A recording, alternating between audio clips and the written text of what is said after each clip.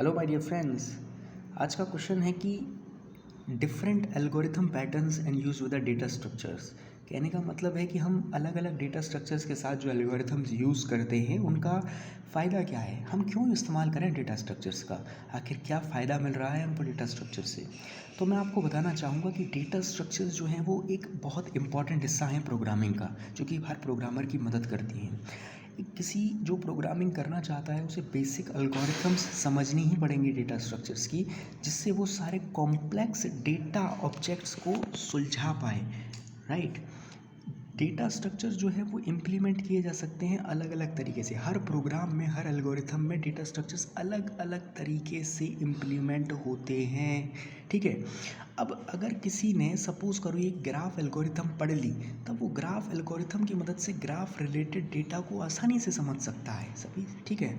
अगर किसी ने डायनेमिक प्रोग्रामिंग एल्गोरिथम पढ़ ली तो वो डायनेमिक एलोकेशंस को समझ सकता है, क्योंकि अभी तक आप काम कर रहे थे स्टैटिक एप्लीकेशन पे, बट अब आप कुछ समय में आप ऐसी एप्लीकेशंस बनाएंगे जिनको यूज़र इस्तेमाल करने वाला है। अगर यूज़र उसको इस्तेमाल करेगा तो वो कभी भी कुछ भी डेटा डाल सकता है, तो अब आपको उसको डायनेमिक टाइम में हैंडल करना होगा। तो आपको पता होना चाहिए कि डायनेमिक टाइम में मेमोरी एलोकेशन कैसे होता है एरे के लिए और दूसरे डेटा ऑब्जेक्ट्स के लिए। तो यहाँ हमारी डेटा स्ट्रक्चर्स मदद करता है। अब सर्चिंग और सॉर्टिंग एल्गोरिथम्स ये तो कितनी ज़रूरी हैं। सपोज़ करिए आपके डेटाबेस में 5 नाम पड़े हैं, अमन, बमन, चमन, दमन और यमन, सपोज़ करिए।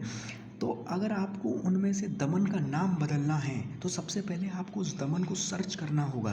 अब कोई भी चीज़ सर्च तभी जल्दी हो सकती है जब हमने उसको अच्छी तरह रखा हो। फॉर एन एग्ज़ाम्पल, हमारे घर पे हमें वही कपड़े जल्दी से मिलते हैं अगर हमने अपने कपड़ों को सही से तय करके रखा है तो। राइट। तो उसी तरीके से अगर आपने अपने डेटा को सही से सॉर्ट करके रखा है, अकॉर्डिंग टू नंबर रखा है, अकॉर्डिंग टू अल्फ़ाबेट रखा है, सपोज़ आपने ABCD के ऑर्डर में रखा है, तो आप उस नेम को आसानी से सर्च कर पाओगे।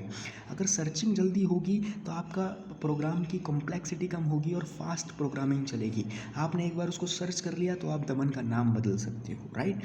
Applying the various number theories and various mathematical formulas. अब अगर आपने डेटा स्ट्रक्चर्स को समझ लिया तो आप प्राइम फैक्टराइजेशन, फैक्टोरियल्स एसेट्रा, इन सारी चीज़ों को आसानी से इम्प्लीमेंट कर सकते हो। और उसके अलावा का बेनिफिट है कि ज्योमेट्रिकल और नेटवर्क एल्गोरिथम्स भी आपकी मदद हो जाएगी, क्योंकि नेटवर्क एल्गोरिथम्स भी होती हैं जो कि डेटा स्ट्रक्चर्स में पढ़ाई जाती हैं, जिनसे आप बड़ी बड़ी समस्याओं को सॉल्व कर सकते हो। तो होप आप समझ गए होंगे कि क्यों डेटा स्ट्रक्चर्स ज़रूरी हैं।